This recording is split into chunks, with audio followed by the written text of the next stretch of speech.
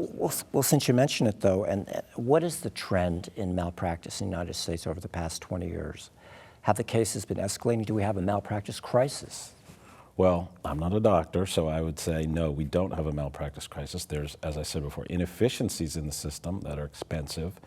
There's sometimes results, let's say 10 or 20% of the time, that are hard to justify.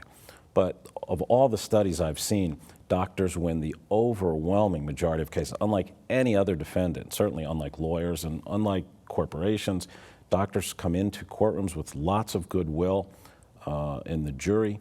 And I think that they win cases that they shouldn't win. There are statistics where they had doctors review the malpractice case and say, this is a very strong malpractice case, and doctors win almost 60% of those cases because of the goodwill that doctors bring into a courtroom and have with juries.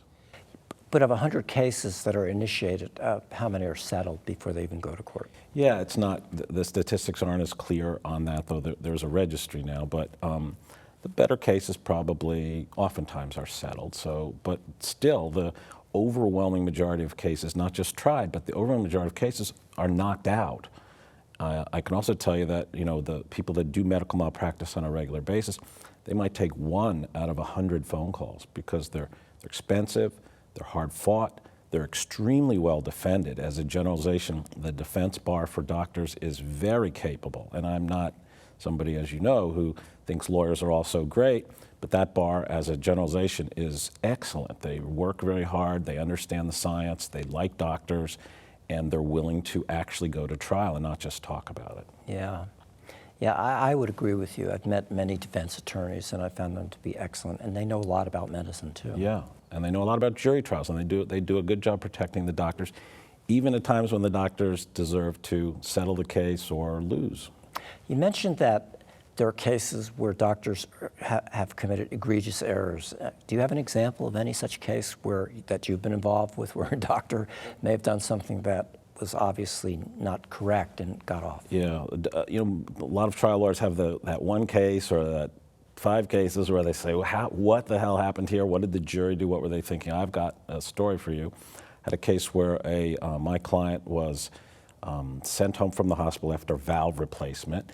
It turned out when you looked at the records later that there was a brewing infection, most likely. There was some indication that there was an infection starting. But it was Friday, they sent him home over the weekend. His wife called twice and said, he's getting sicker, what should we do? And the doctor didn't respond to it. And so when he came back into the hospital on Monday, they couldn't stop the infection, and he died, a painful death. And the doctor changed the records in his office that there were no calls made and testified initially that there were no calls made. We got the phone records and were able to prove that the calls were made to his office, and in fact they were told.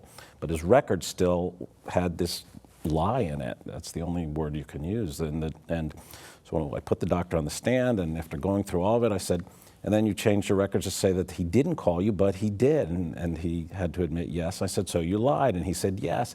And I said the question you're not supposed to ask, why did you lie? They tell you in law school, don't ever ask that question. I've asked it a lot.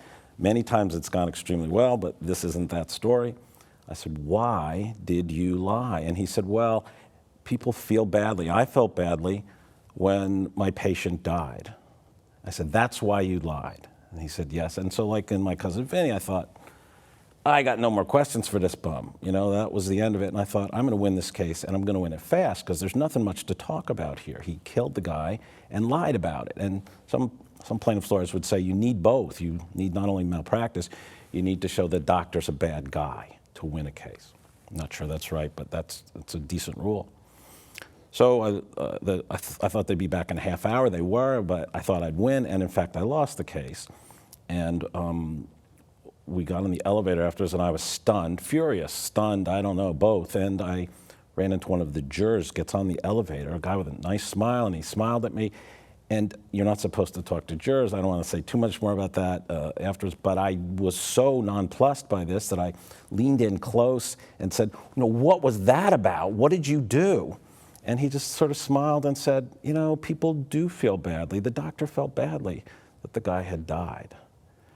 And I still, sometimes I wake up in the middle of the night and think about, some things, what happened there. That's one, this is 25 years ago. I still can't get over that. I still can't explain it.